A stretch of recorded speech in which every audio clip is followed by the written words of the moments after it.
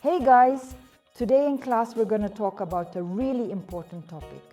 This is a subject that enables us to bring multiple fractions to a common denominator by finding their least common multiple. Today we are going to discuss the process of bringing fractions to a common denominator in our conversation. The first question we need to answer is why we require this. The issue is that in order to add or subtract fractions or compare fractions, we will need to find a common denominator. This is an essential step in the process and cannot be ignored if we want to obtain accurate results. It is of utmost importance in this particular situation that we ensure the presence of an identical denominator for accurate comparison and calculation purposes. How do we accomplish this? How are we going to bring it to a common denominator? But first, let's recall an action or procedure that allows us to simplify a fraction. Let's consider any fraction, such as, for example, 8/16 as a demonstration. I need to simplify this fraction, make it easier, that is, reduce it to an irreducible fraction. What do I do in this situation? I understand that I can divide the numerator and denominator by the same number. As an illustration, I have the capability to divide the numerator and denominator by 2. Therefore, I will ultimately have a fraction equivalent to 4 out of 8 parts. Consequently, 8/16 is equal to 4/8.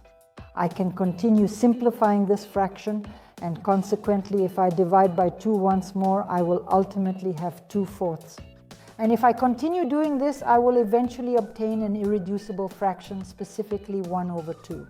So what were we doing? We consistently divided it by the same number each time without any variation or deviation. So in this case, we divided by 2, and here we divided by 2, and in this case, we also divided by 2. And as a result, we went from 8/16 to 1/2. But the thing is, we can use this operation to simplify the fraction. That is, to make the numerator smaller and the denominator smaller. But we can also go in reverse order if we need to. So we can either go in this direction, simplify the fraction, or we can use the main property of the fraction and increase this fraction in order to get some other denominator. Hey, check it out! In this case, we have a denominator of 16.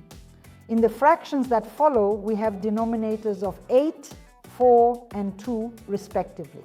So I have the ability to do certain things in order to make changes to this denominator. So this is the property we're going to use when we're going to bring 2 or 3 fractions to the same denominator. But of course, we will start with only 2 fractions. Let us take the simplest example. So I am currently writing down the fraction 1, 2, and I proceed to write down the fraction 1/3. Just to inform you, we actually have different denominators. Here the denominator is 2, and over here the denominator is 3. I need to ensure that the denominator is the same both here and in this particular case. What do I have to do for this? Certainly, I can utilize the fundamental characteristic of a fraction and gradually multiply both the numerator and the denominator by the identical number. So I am able to convert 1 into 2 and transform it into a fraction of 2/4. I can also do the same with this fraction if I multiply by 3. So let's write here that if I multiply both the numerator and the denominator by 2, then I get the fraction 2/4. To get the fraction 3, 1 multiplied by 3, 3/6, I'll multiply by 3 and obtain the result. Additionally, I have the ability to multiply, for example, by 5. Consequently, I will obtain 5/10. So I am able to obtain different denominators each time, whatever I require. I can keep doing these actions and get a whole bunch of fractions. I can do the same thing with a fraction of 1/3. So let's multiply the numerator and denominator, let's say by 2. And I multiply both the numerator and the denominator by 2. I can calculate 1 times 2, which equals 2, and 2 times 3 equals 6. Furthermore, I can multiply it by, let's say, 3. So if I multiply 1 by 3, the outcome will be 3. 3 times 3 is equal to 9. Therefore, I ended up with a fraction of 3/9. I am capable of writing numerous fractions. However, the issue is that I require the identical one. Essentially, I have to obtain the identical denominator. We will examine it together. Consequently, I obtain a fraction of 3/6, whereas in this scenario, I have 2/6.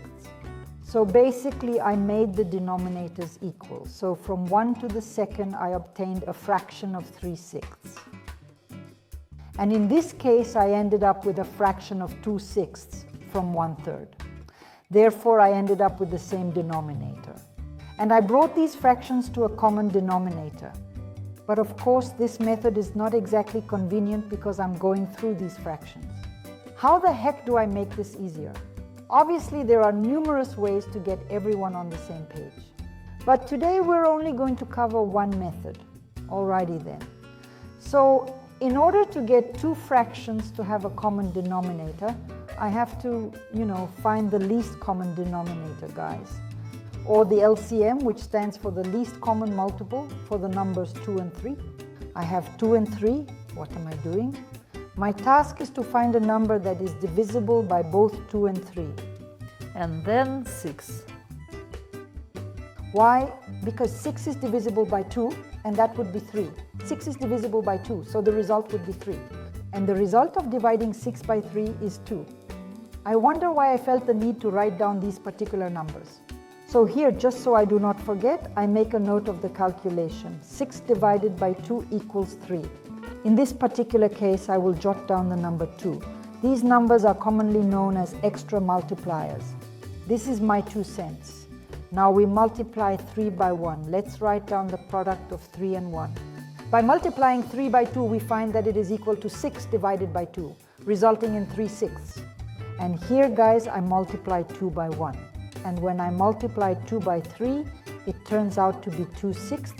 And as a result, we end up with a fraction consisting of 3/6 and 2/6, which can also be expressed as 3/6 and 2.